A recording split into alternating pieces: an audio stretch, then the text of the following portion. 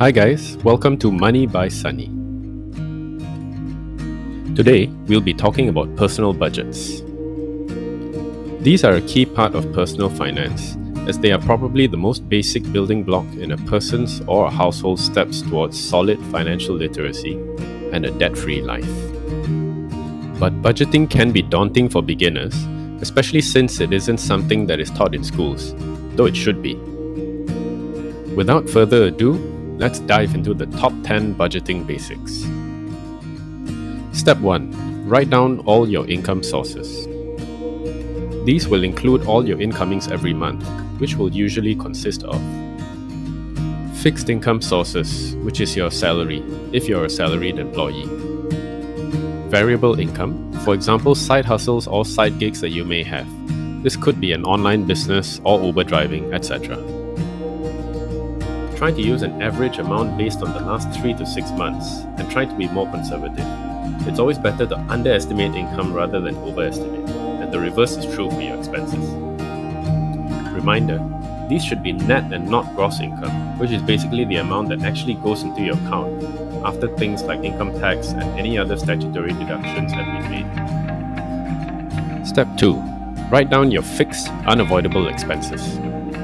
These will usually consist of mortgage or other loan repayments or installments, including credit card payments, utilities, which could include electricity, water, or your cell phone or mobile bills, and essential food and groceries.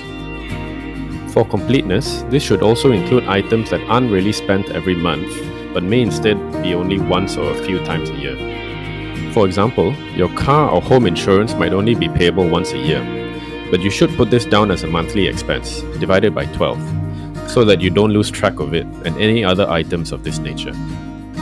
Step 3. Write down your discretionary expenses. These could consist of eating out or food and groceries. This refers to the more avoidable or luxury types of food and groceries as compared to the essential that were listed as your fixed expenses. There's no exact science to this, so you'll have to use your best judgment as to what food and groceries qualify as essential and what is discretionary. Fun stuff, for example, going to the movies, buying new clothes, etc. Since these expense items may not be constant from one month to the next, one way is to use an average figure, like we did with the variable income sources. Step 4. Calculate your net gain or loss per month. Take your total income and subtract your total fixed and discretionary expenses. This should equal your net profit or loss for the month, and hopefully this is a positive number, meaning that you're earning more than you're spending every month. If this is negative, it's not the end of the world. You just need to take a closer look at item 2, your discretionary expenses in particular, and decide on which ones you can trim. Once you've done this, you'll have a better feel for your financial situation. Step 5. Think about what you're trying to achieve with this budget. It's really important to be clear about why you're creating a budget in the first place. Are you just trying to better understand where your money is going?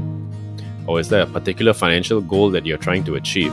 For example, saving for something in particular. For example, a large purchase such as a car or a holiday.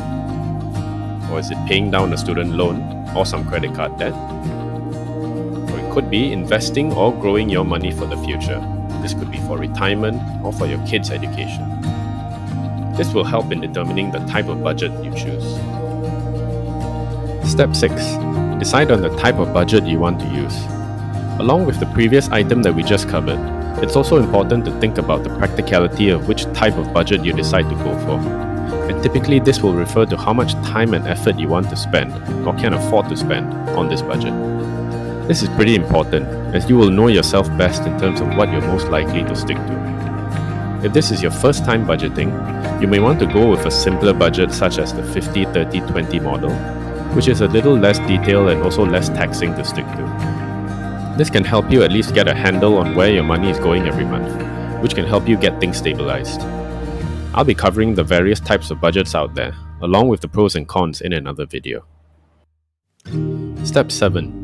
Decide on how you will track your budget and put it into action. There are many tools to track your income as well as your expenses in your budget. At one end of the spectrum, you have the humble spreadsheet. which is Google Sheets or Microsoft Excel. And at the other end, you have the more sophisticated tools such as You Need a Budget, also known as YNAB or Mint, etc., which are mobile apps that make it easy to input expenses on the go, but which are also a little bit more complicated and may cost more as well. You may want to start with a simple spreadsheet and get comfortable with tracking your expenses before deciding if you need something more sophisticated and granular. You can always upgrade to a dedicated budget app later. Once you've decided, go ahead and set up your budget into the tool that you've selected. Now that you've gotten your budget implemented and you've gotten comfortable with it, it's time to look at more specific actions you can take to improve your financial situation, which is one of the main benefits of a budget.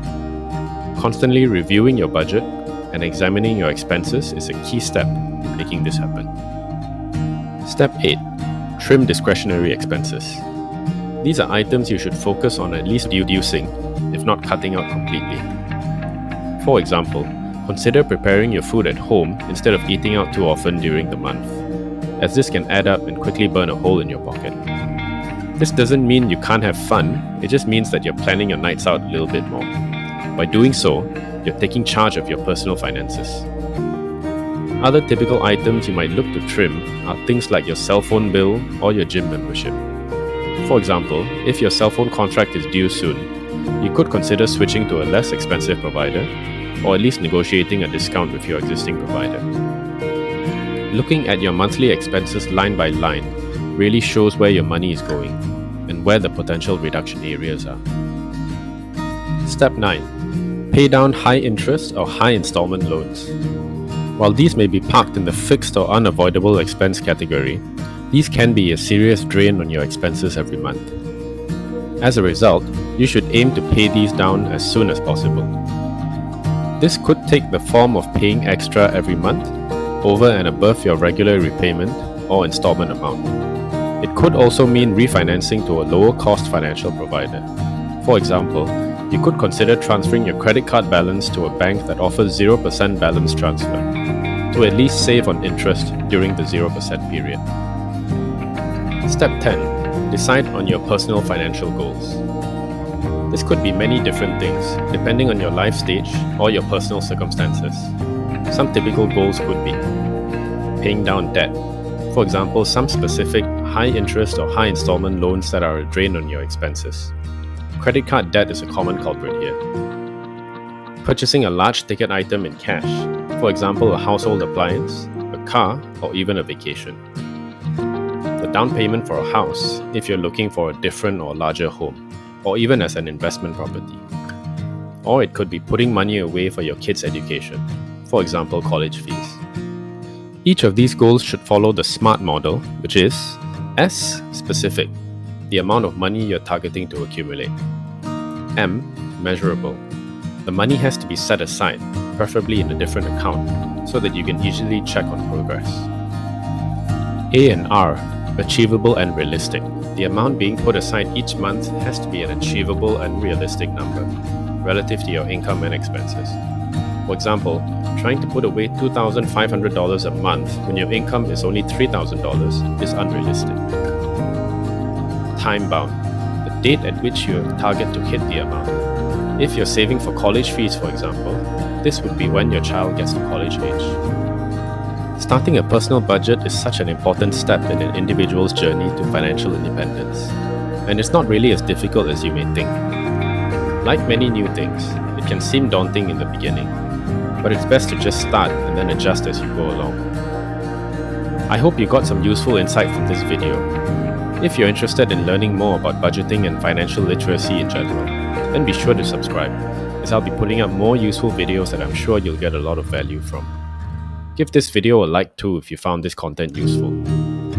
Subscribe and turn on notifications so you don't miss more videos on learning about money and personal finance. See you next time on Money by Sunny.